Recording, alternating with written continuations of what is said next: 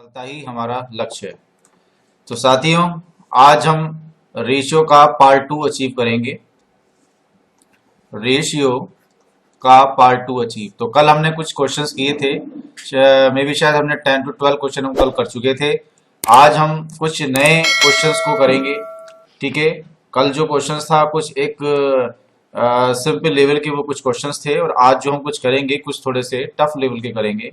थोड़ा टफ किया, थोड़ा सा उसका स्टैंडर्ड अप हाई हो जाएगा। ठीक है, तो आज का जो पहला क्वेश्चन है वो ये है कि ए अनुपात बी दिया है हमें 3:4 के।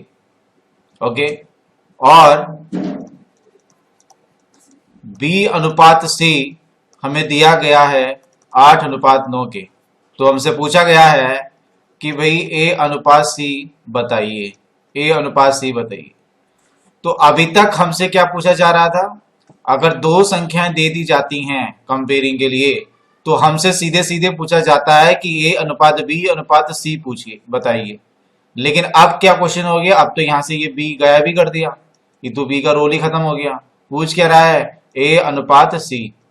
ए और सी के बारे में पूछा गया है, ए और सी के बारे में पूछा गया है।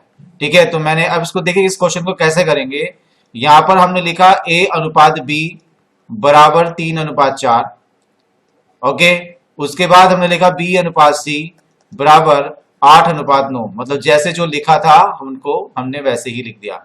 हमेशा ध्यान रखेंगे, अगर आपसे पहली वाली और ये लास्ट वाली का अनुपात पूछा जाए तो आपको उल्टा एन नहीं चलना है, उल्टा एन नहीं चलना है। आप सिंपली स्ट्रेट इस तरीके से इनको मल्टीप्लाई कर दोगे।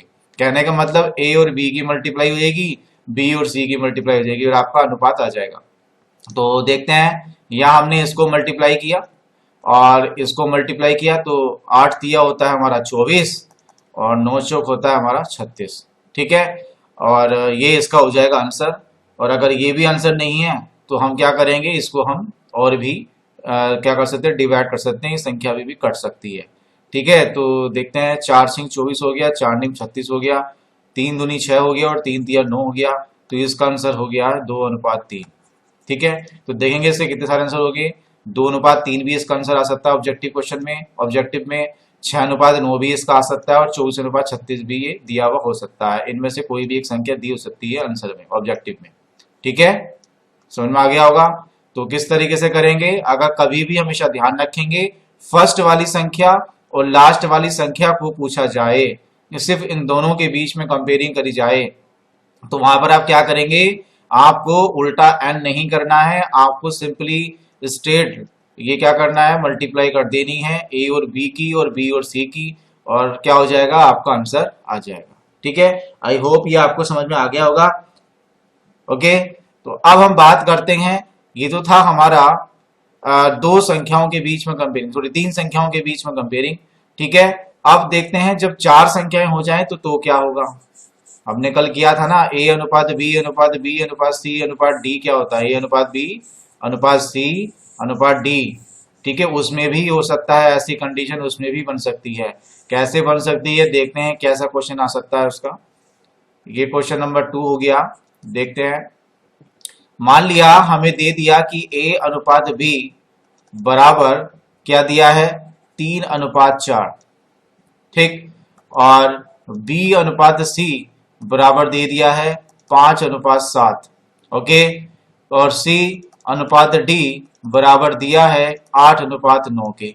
तो वो अब आपसे पूछ रहा है जी बताइए ए अनुपात डी क्या होगा, मतलब ये वाला और एक ये वाला, पहली वाली संख्या और लास्ट वाली संख्या। ठीक है, ना ही वो बी को पूछ रहा है ना वो सी को पूछ रहा है, उसने सिर्फ ए और डी को पूछा है। सेम पैटर्न हम यहाँ पर वही लगाने वाले हैं, क्या, स्ट्रेट मल्टीप्लाई कर दीजिएगा आप। ठीक है, तो देखेंगे हम इसको यहां से ऐसे से मल्टीप्लाई कर देंगे और हमारा आंसर आ जाएगा। तो देखते हैं भाई, 8 बजे 40 और 40 दिया कितना होगा हमारा, 120 आ जाएगा। ठीक है, और भाई 9 7 63 और 63 की हम 4 से गुणा कर देते हैं, देखते हैं कितना आता है। अभी 4 तिया 12 और 1 कैरी किया, 4 सिंह 24 और 1 25, ये आगे 252। अब इसको हम काट सकते हैं, इसको हम काट सकते हैं, काट लेते हैं। देखेंगे 4 से काट लेते हैं पहले, ये हुआ 4 तिया 12 0, ये हुआ 4 सिंह 24 और 4 तिया 12। अब ये 3 से कट सकता है, ये आया 10 और ये 3 दूनी 6 और 3 एकम 3। तो आंसर कितना आ गया? 10:21। ये इसका हो गया आंसर। ठीक है, तो कितना सिंपल हुआ है तरीका। ठीक है, तो ऐसा नहीं कि आपसे चारों नंबरों के बीच में कंपेयरिंग का रेशियो पूछेगा, इस तरीके से भी नहीं। कोई कंफर्म नहीं है कि वो आपको इस तरीके से पूछे कि ए अनुपात बी अनुपात सी अनुपात डी। ये डायरेक्टली आपसे ए अनुपात डी भी पूछ सकता है। इसी तरीके से जब हम 3 नंबर की कंपेयरिंग करते हैं तो वहां पे भी कोई कंफर्म नहीं है, वहां पे भी कोई कंफर्म नहीं है कि ये आपको तीनों की ही कंपेयरिंग करके पूछे। क्वेश्चन को वो इस तरीके से भी पूछ सकता है, जी बताइए ए अनुपात सी का रेशियो क्या होगा। ठीक है, समझ में आ गया होगा। ठीक है, सो ये हमारा इसका एक तरीके का एक नेक्स्ट टाइप हुआ। ठीक है, अभी इसको और भी कुछ अलग तरीके से दे सकता है। बहुत वैसे कभी ऐसा एग्जाम में आया नहीं है, लेकिन कभी कभी एक दो क्वेश्चन इस तरीके के आ गए हैं, कभी कभी इस टाइप के क्वेश्चंस जो मैं अभी आपको बताने जा रहा हूं।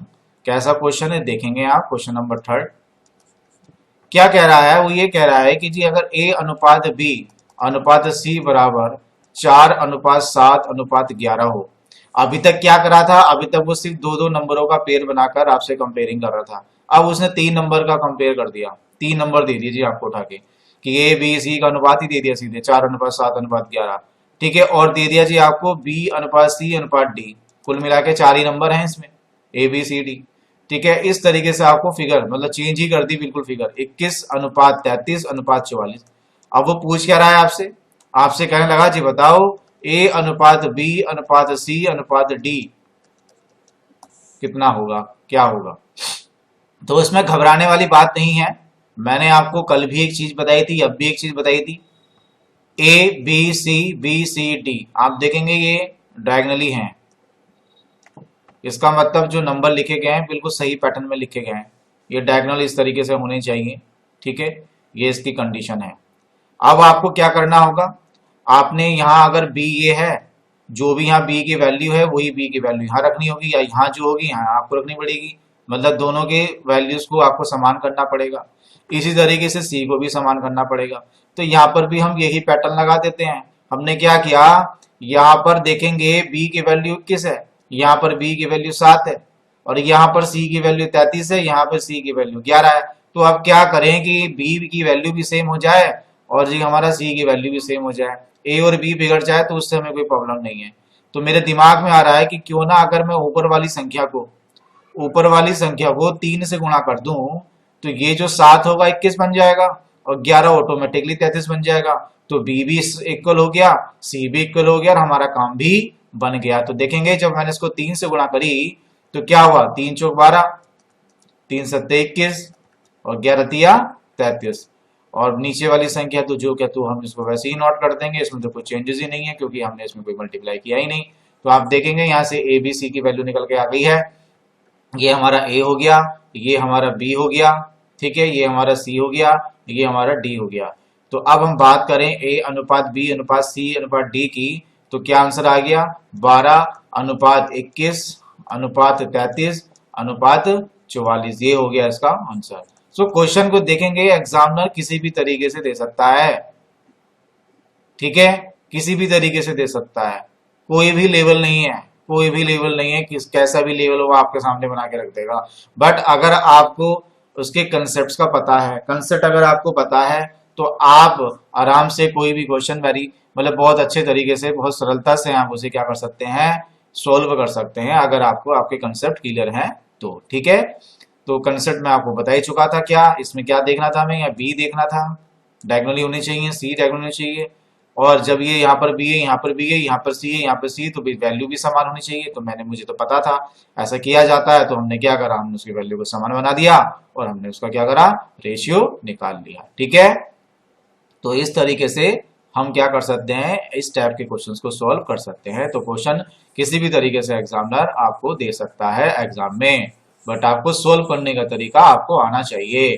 ओके, ठीक, ओके। तो अब हम बात करते हैं एक नए लेवल की। लेवल कैसा भी हो सकता है, किसी भी तरीके का लेवल हो सकता है। अब देखेंगे लेवल थोड़ा सा चेंज हो गया। अब लेवल थोड़ा सा चेंज हो गया। अब लेवल थोड़ा सा क्या चेंज हो गया, आप देखेंगे क्या चेंज हुआ है। अब हमने क्या कर दिया, अब हमने वैल्यू दे दी जी 1/x ratio 1/y ratio 1/z। Okay, इन सबको हमने कर दिया बराबर किसके, 2:3:5। ठीक है, तो भाई ये तो बिल्कुल ही कंडीशन खराब हो गई। अभी तक तो भाई चलो ये भी होता कि x ratio Y ratio Z बराबर 2:3:5 होता तो भी समझ में आता कि x की वैल्यू है 3 की वैल्यू y की है और z की है, लेकिन तो 1/x दे दिया। अब क्या करें, तो इसमें कोई घबराने वाली बात नहीं है, आप समझेंगे इसको कैसे करेंगे। भाई देखेंगे 1/x की वैल्यू क्या है, 2 है। 1/x की वैल्यू क्या है, 2 है। इसी तरीके से 1/y की वैल्यू क्या दी हुई है, 3 दी हुई है। इसी तरीके से अगर हम 1/z की बात करें तो इसकी वैल्यू भी 5 दे रखी है। तो सब कुछ दिया हुआ है यहाँ पे, तो कोई प्रॉब्लम ही नहीं है। तो क्या आया निकल के, x की वैल्यू कितनी आगे निकल के 1/2, y की वैल्यू क्या आगे निकल के 1/3 और z की क्या आगे निकल के 1/5। तो अब आप क्या करेंगे, इनका एलसीएम ले लीजिए। एलसीएम क्या लिया मैंने यहाँ पर एलसीएम ले लिया 30। क्या लिया 30, तो देखेंगे मैंने यहाँ पर 30 से मल्टीप्लाई करी, इसमें भी 30 से मल्टीप्लाई कर दी, यहाँ पे भी 30 से मल्टीप्लाई कर दी। अब आप इसको क्या करेंगे, काट देंगे। ये कट गया, ये गया 15 बार, ये गया जी 10 बार, ये गया जी, ये गया 6 बार। तो क्या आया एक्स वाई जेड का रेशियो, x अनुपात y अनुपात z बराबर आ गया 15:10:6। ये हो गया इसका आंसर। तो देखेंगे कितना सिंपल हो गया हमारा क्वेश्चन। मतलब घबराने वाली कोई बात नहीं है इसमें, आपको बस समझना है, अपने दिमाग को हल्का सा कंसंट्रेट रखना है, इधर उधर नहीं जाना आपको। बिल्कुल अपने माइंड को एक जगह पर कंसंट्रेट करें, थोड़ा सा लॉजिक लगाएं, समझें और क्वेश्चन को सॉल्व कर दें। ठीक है, तो रेशियो के क्वेश्चन इतने टफ नहीं होते हैं, बहुत सिंपल क्वेश्चंस होते हैं, आप बहुत इजीली उसे कर सकते हैं। ठीक है, अगर आप थोड़ा सा कंसंट्रेशन करके अपने माइंड को अगर चलाएंगे तो आप बहुत आसानी से अपने क्वेश्चनों को सॉल्व कर सकते हैं। ठीक है, तो ये भी एक क्वेश्चन का टाइप था, इस टाइप के क्वेश्चन भी आपके एग्जाम में आ जाते हैं और अक्सर पूछे भी गए हैं ये क्वेश्चन। और ये जितने क्वेश्चन मैं आपको बता रहा हूँ ना, ये सब एग्जाम में आए हुए हैं, लास्ट टाइम ये एग्जाम में आए हुए हैं, ये जितने क्वेश्चन मैं आपसे पूछ रहा हूँ। ठीक है, क्योंकि जितने क्वेश्चन मैं आपको करा रहा हूँ ये सब 2005 से लेके 2016-18 तक हमारे एग्जाम में आए हुए हैं। ठीक है, तो ये सभी वही क्वेश्चंस हैं जो अभी तक एग्जाम में आए हुए हैं। ठीक है, ठीक। तो अब हम बात करते हैं एक नए लेवल की, एक नया लेवल और आ गया क्वेश्चन का। ठीक है, क्वेश्चन का लेवल क्या आया, क्वेश्चन अब आपसे कहने लगा क्या कि जे भाई ए अनुपात बी अनुपात सी बराबर 2:3:4 हो। ठीक है, क्या कह रहा है आपसे, वो कह रहा है कि जी ए अनुपात बी अनुपात सी, ए अनुपात बी अनुपात सी 2:3:4 हो। तो बताइए A upon B ratio B upon C ratio C upon A क्या होगा। अभी भी बता रहा हूं, पहले भी बताया था, डायगोनली चेक कर लो। ये देखो डायगोनली, बी यहां पर है, बी यहां पर है, सी यहां पर है, सी यहां पर है, ये तो सही है। ठीक है, अब आपने क्या करना है, कुछ नहीं करना, आपने जो जो वैल्यू थी वैसे वैसे वैल्यू रख दो। देखेंगे ए की वैल्यू कितनी है, लिख देता हूं मैं यहां पर 2, बी की वैल्यू कितनी है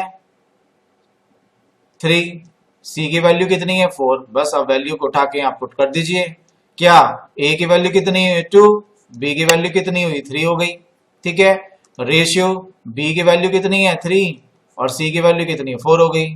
ठीक है, सी की वैल्यू 4 है तो ए की वैल्यू 2 हो गई। अब आप क्या करेंगे भाई, या तो एलसीएम ले लो, या तो आप क्या करेंगे एलसीएम ले लेंगे।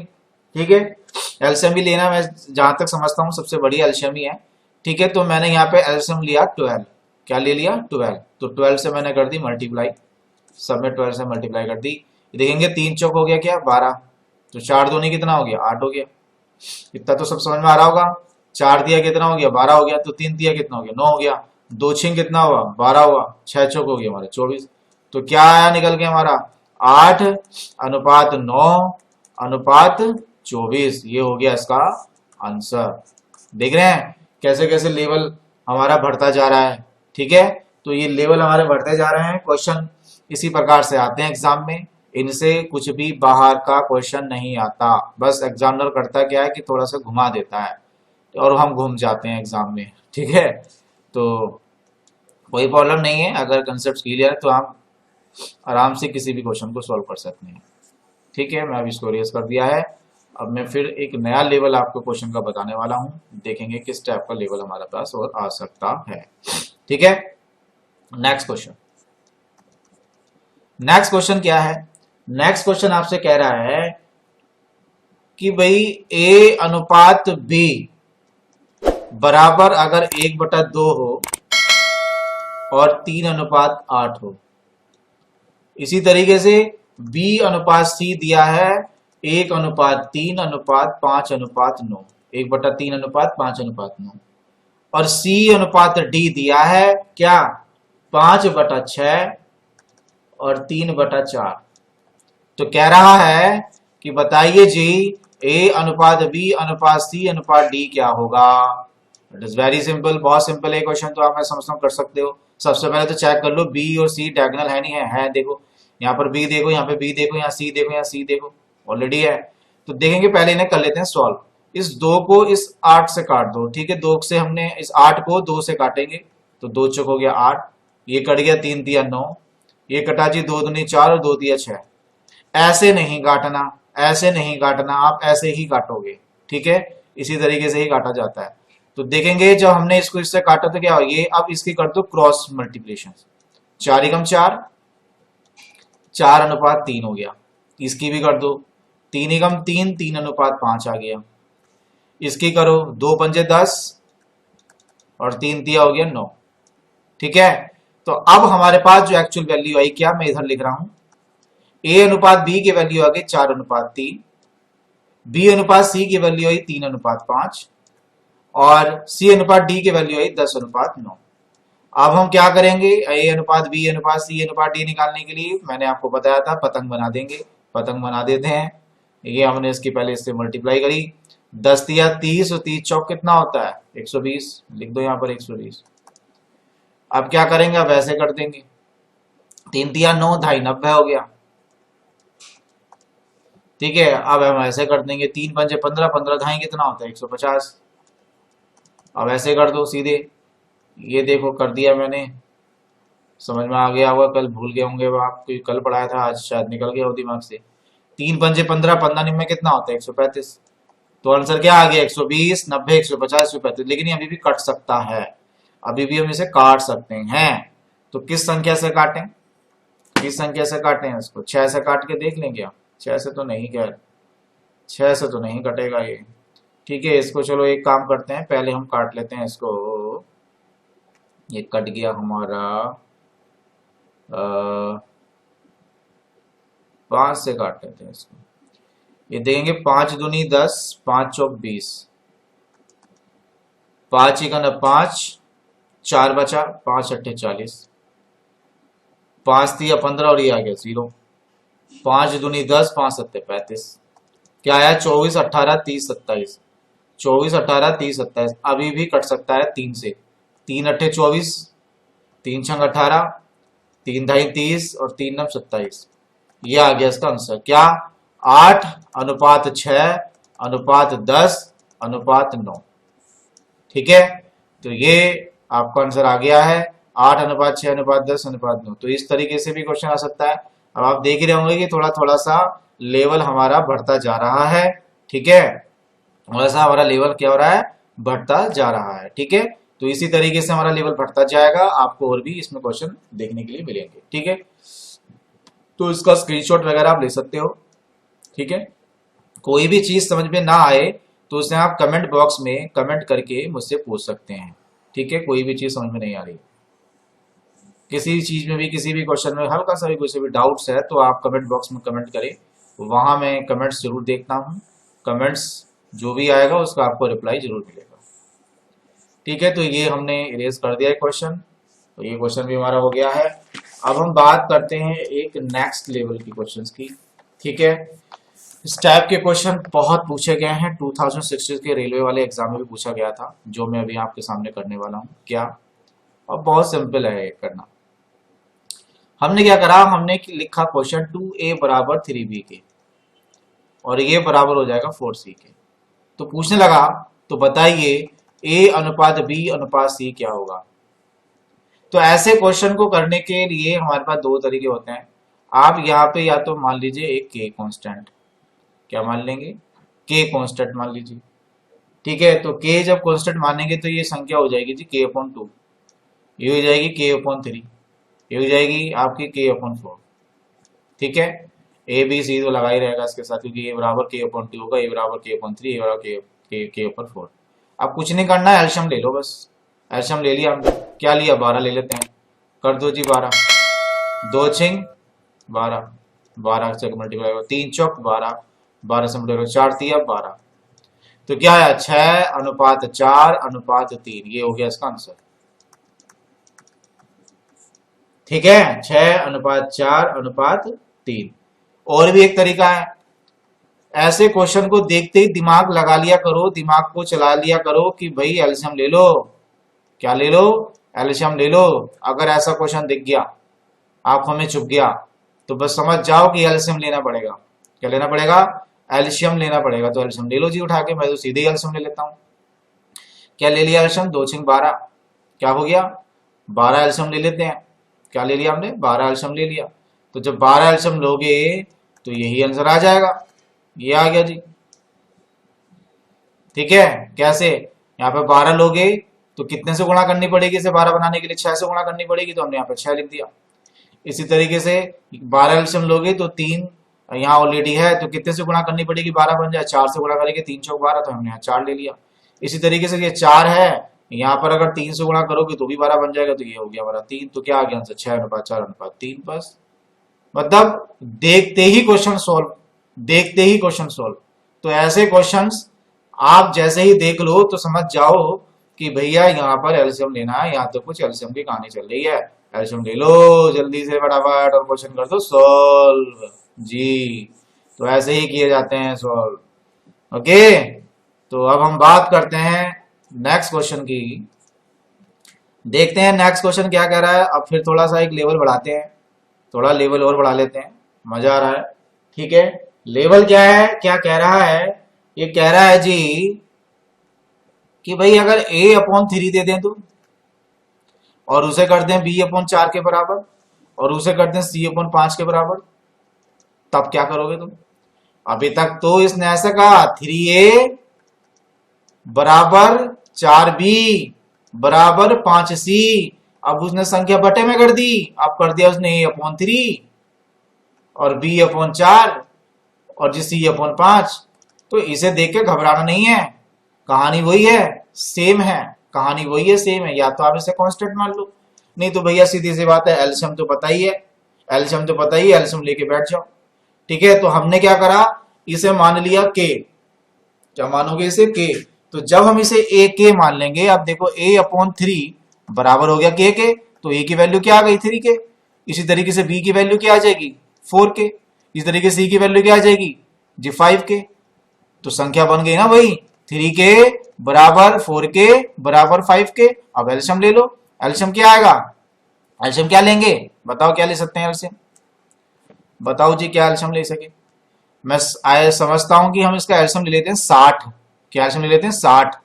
तो देखेंगे 60 को जब 3 से भाग करोगे तो कितना आएगा, 3 दूनी 6 और 0 20। इसी तरीके से 60 को जब 4 से भाग करोगे तो क्या आएगा, 4 एकम 4, 2 बचा, 4 पंजे 20।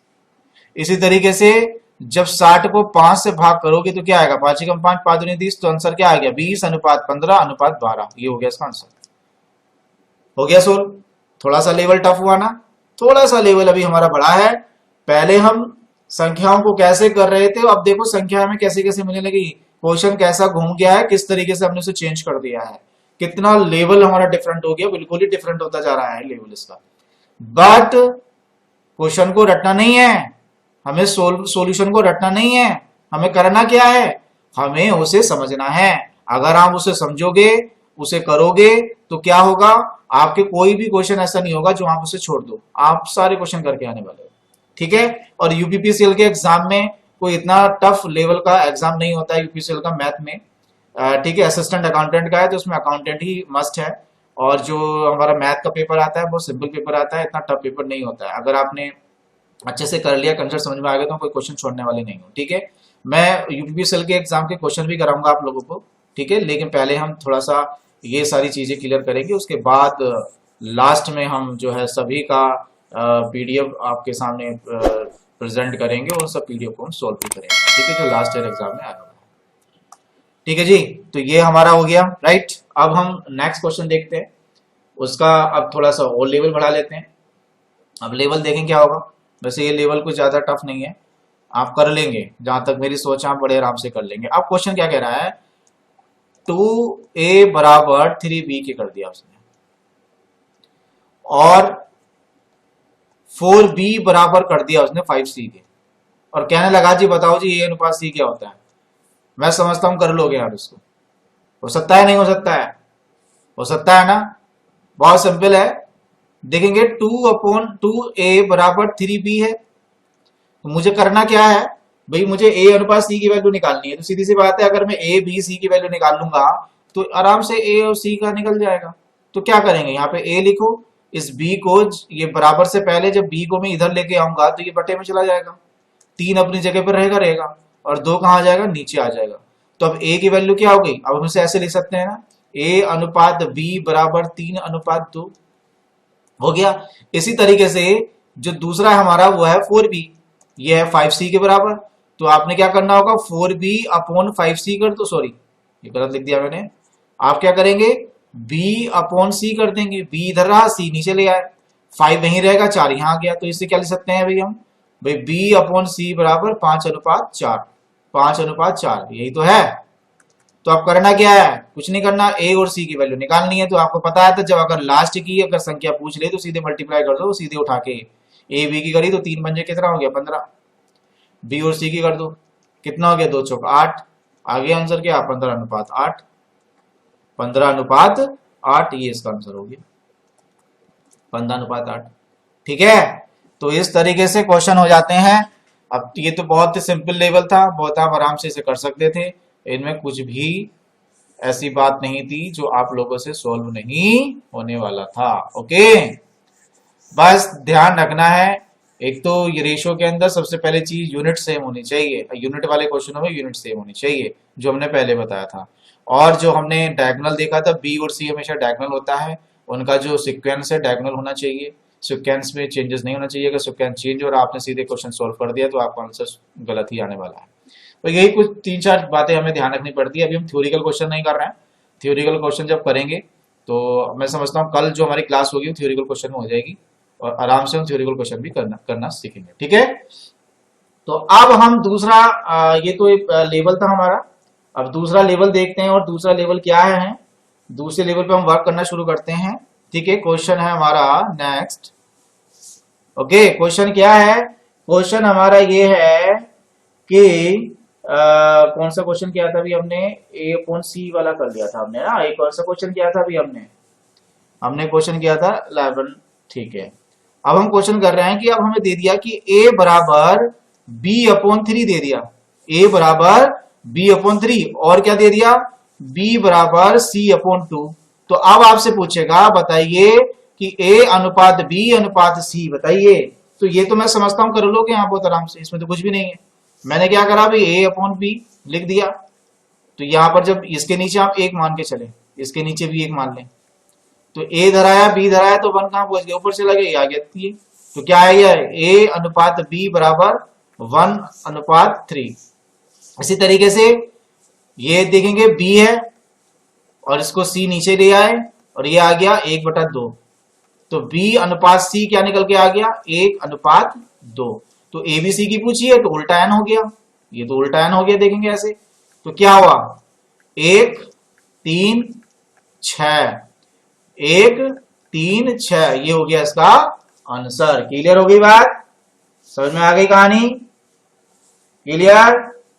ओके, वेरी गुड, शाबाश, very good very good very good very good, बहुत अच्छे। अब हम एक नया लेवल करेंगे, अब हम एक नया लेवल करेंगे, इससे भी रिलेटेड बहुत पहले का भी क्वेश्चन आया था, ये शायद हमारा 30 नंबर का क्वेश्चन होगा। क्वेश्चन क्या है, ये कह रहा है कि यदि यदि m का 15%, m का 15% n का 20% हो, n का 20% हो, तो बताइए m अनुपात n कितना होगा, m अनुपात n कितना होगा। तो देखेंगे, बहुत सिंपल है क्वेश्चन। m का मतलब क्या होता है, मल्टीप्लाई का साइन। 15% है तो 15/100 कर दिया। अब जैसे जैसे है मैंने वैसे वैसे लिख दिया, मैं कुछ नहीं कर रहा अपनी तरफ से, का की जगह बस इंटू का साइन लगा रहा हूं, ये कर दिया सोल्व। अब क्या करेंगे जी, कर दो सोल्व। 20×5 हो गया, कट गया, तो 5 तिया 15, 5 दूनी 10 और ये आ गया 0, इससे काट दो, 5 चौक 20, तो क्या आया, m गुणा 3/4 और n, तो m अपॉन n आ गया भैया, नीचे ले लिया। अब क्या होगा, ये जब m अपॉन जाएगा तो 3 किधर जाएगा, 3 नीचे आएगा, 4 ऊपर जाएगा, ये आ गया 4, तो m अनुपात n बराबर क्या आ गया, 4:3। ये हो गया इसका क्या, हमारा आंसर। तो ऐसे इस टाइप के क्वेश्चन भी एग्जाम में पूछ लिए जाते हैं, ठीक है, ऐसे क्वेश्चन भी एग्जाम में पूछ लिए जाते हैं, ठीक है। तो देख रहे हैं ना आप लेवल कैसे बढ़ता जा रहा है, ठीक है, इस तरीके से लेवल बढ़ता जा रहा है। तो इन सब क्वेश्चनों का आप स्क्रीनशॉट भी लेते हुए चलिएगा, ठीक है। अब हम नेक्स्ट क्वेश्चन की ओर चलते हैं, मैं इसे इरेज कर रहा हूं, नेक्स्ट क्वेश्चन की ओर चलते हैं। अब देखेंगे लेवल कैसा हो रहा है, अब देखेंगे लेवल थोड़ा और चेंज, लेवल और चेंज होने वाला है। लेवल क्या चेंज होने वाला है, अब मैं आपको बताऊंगा किस टाइप का लेवल होने वाला है, ठीक है। देखेंगे किस तरीके से लेवल चेंज होगा। अब ये कह रहा है नेक्स्ट क्वेश्चन में कि a/3 बराबर b/4 या b/4, सॉरी, आधी हिंदी आधी इंग्लिश, और c/7। तो कह रहा है, तो बताइए a + b + c/c क्या होगा, क्या होगा, ठीक है। मैं आपको पहला क्वेश्चन याद दिला देता हूं। अभी मैंने इससे रिलेटेड एक क्वेश्चन कराया था जिसमें मैंने आपको वैल्यू दी थी कि 2a बराबर 3b बराबर 4c क्या होगा। हमने कॉन्स्टेंट मान लिया था के, या हमने कहा था सीधे एलसीएम ले लो, सीधे एलसीएम ले लो, ए बी सी की वैल्यू निकल के आ जाएगी। और एक क्वेश्चन कराया था मैंने, क्या एक क्वेश्चन शायद मैंने आपको कराया था a/3, थोड़ा सा चेंज कर दिया था उसको, फिर हमने ले लिया था बटे में, ठीक है, अपॉन में ले ली थी संख्या, b/4 बराबर c/5, फिर हमने इस तरीके से करा था। मतलब ये दो पैटर्न दिए थे, तो ये कौन सा वाला पैटर्न आ गया, ये वाला पैटर्न है। तो दिखते ही दिख रहा होगा, देखते ही आप देख सकते हैं कि जी एलसीएम लेना, मैंने पहले कहा था ऐसे क्वेश्चन को आंख मीचते ही एलसीएम लेना शुरू कर दो, आंख मीचते ही एलसीएम ले लो। बस हमें ए और बी सी की वैल्यू निकाल ली, फिर पुट कर देनी है, ए बी सी की वैल्यू निकाल के उसमें पुट कर देनी है, ठीक है। और भी चलो के मान के से कर लेते हैं, ठीक है, के मान के भी कर लो उसको, चलो हमने के मान लिया, ठीक है। तो जब मैं इसे के मानूंगा तो क्या होगा, के मानूंगा तो ये तो 3, ये हो गया के, यहां भी आ गया हमारा के, यहां भी आ जाएगा हमारा के, ये तो हो गया, ठीक है। तो क्या हुआ, तो ये हो गया 3k, ठीक है, 4k, ठीक है, और 7k। तो a की वैल्यू कितनी आ गई, 3k, b की वैल्यू कितनी आ गई, 4k, c की वैल्यू कितनी आ गई, 7k। मस्त इसकी सारी वैल्यू उठा के यहां रख दो। क्या हुआ, फॉर्मूला क्या है, a + b + c/c। a की वैल्यू कितनी है, 3k, b की वैल्यू कितनी है, 4k, c की वैल्यू कितनी है, 7k बटा c की वैल्यू कितनी है, 7k, ठीक है।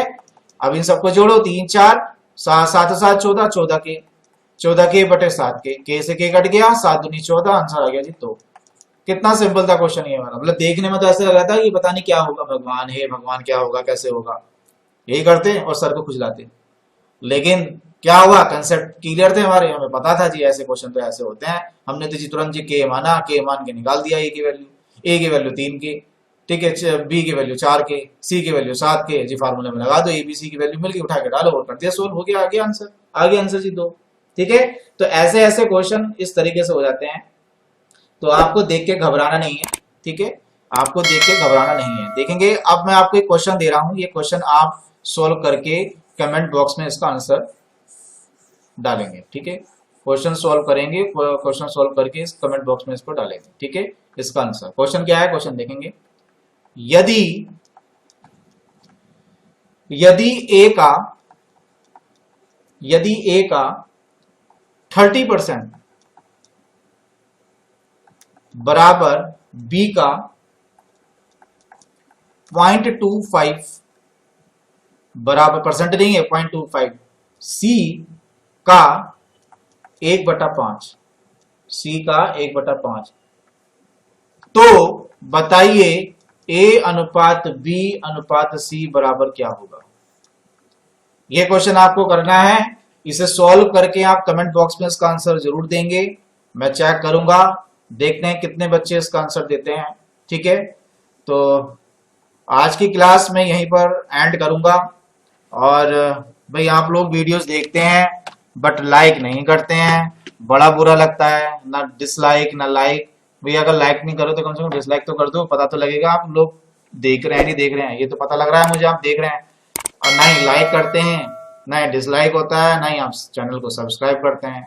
बड़ा ही मुझे मतलब गंदा लगता है ये सब चीजें। ठीक है, बहुत ही मुझे अजीब सा लगता है ये सब चीजें कि इतनी मेहनत से मैं आप लोगों को पढ़ा रहा हूँ और आप लोग मुझे एक लाइक भी नहीं कर सकते। ठीक है, तो आई होप, आशा करता हूँ कि आप मेरी वीडियो को जो देख रहे हैं, ठीक है, देखने के बाद इसे आप जरूर लाइक करें और चैनल को सब्सक्राइब भी करें, और साथ ही साथ अपने जो दोस्त हैं जो आपके साथ तैयारी कर रहे हैं उन सबको वीडियो का लिंक भी जरूर शेयर करें। Okay, so thank you student for today session. Bye bye all.